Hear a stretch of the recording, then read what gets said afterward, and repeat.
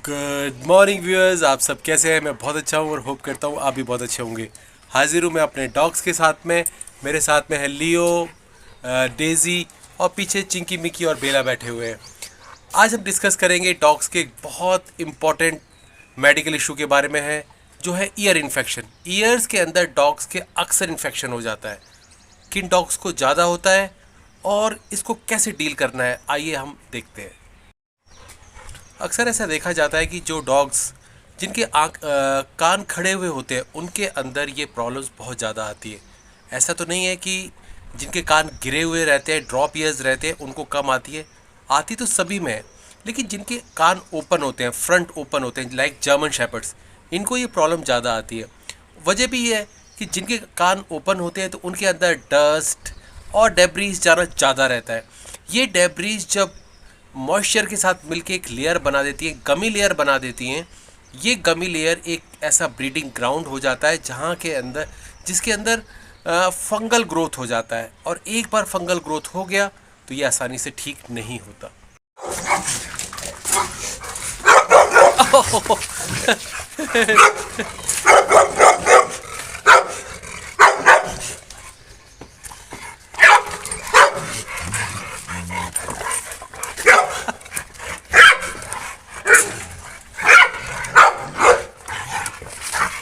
ओह, देखिए, लड़ाई झगड़े के अंदर डेजी ने अपनी जगह पकड़ ली है और बेचारा जोश में आके लियो वहाँ से उठा और वो उसने अपनी जगह छोड़ दी।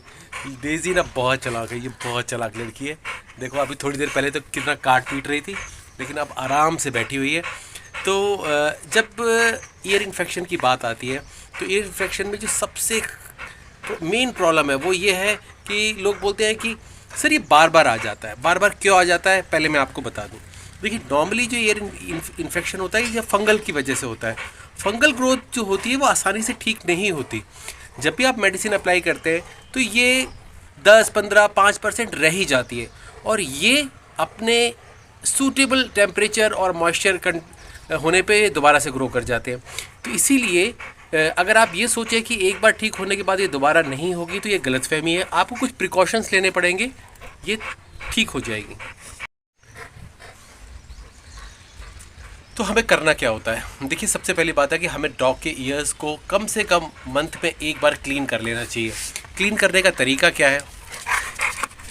क्लीन करने का तरीका ये है कि आप उसको ईयर क्लीनर्स आते हैं, बहुत सारे ईयर क्लीनर्स आते हैं, उनसे आप उसके कान के अंदर क्लीनिंग कीजिए। एक नॉर्मल कॉटन से उन्हें वाइप आउट कर दीजिए, और कान के अंदर एक नॉर्मल सा, अगर इन्फेक्शन नहीं है तो एक ईयर ड्रॉप डाल दीजिए, ताकि अगर कोई होने की उम्मीद भी हो तो वो ना हो।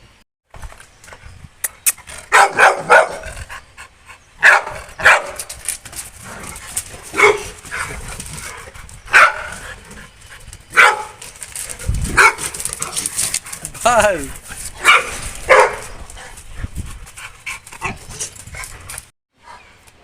मैं आपको एक बहुत ही अच्छी मेडिसिन बता रहा हूँ ईयर्स के लिए। ये है ऑटेरिल। ये दूसरी कंपनी में भी आती है, ये सेम सॉल्ट में पोमेसॉल के नाम से।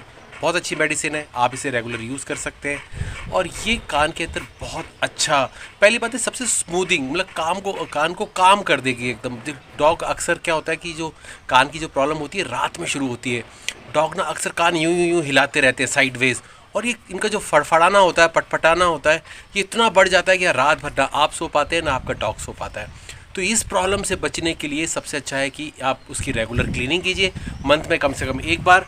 और मंथ में जब अगर प्रॉब्लम हो रही है तो मंथ में कम से कम 2 से 3 बार मेडिसिन डालिए, और नहीं है तो कम से कम मंथ में 2 बार मेडिसिन डालिए आप कानों के अंदर।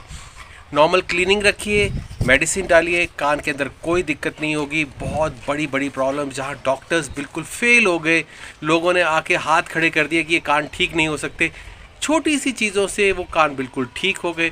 अगर कान के अंदर ज़्यादा प्रॉब्लम हो रही है और ये इजीली कंट्रोल नहीं आ पा रही है, कान बह रहा है, बदबू आ रही है, सेकेंडरी इन्फेक्शन हो गया है, ऐसे केसेस में एंटीबायोटिक्स यूज़ करनी पड़ सकती है। ये एंटीबायोटिक्स, जो सबसे सेफ एंटीबायोटिक है वो है ऑगमेंटिन, एमॉक्सिलिन और क्लूविनिक एसिड का जो सॉल्ट का कम्बिनेशन होता है। एज़ पर वेट आप यूज़ कर सकते हैं। बहुत सेफ़ मेडिसिन है, डॉक्टर की सलाह और निगरानी के बिना ना करें।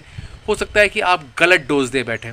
तो तो ये जो जिनको नॉलेज है मेडिसिन के बारे में उनसे ज़रूर सलाह ले लें एक बार यूज़ करने से पहले, और डोज़ के बारे में।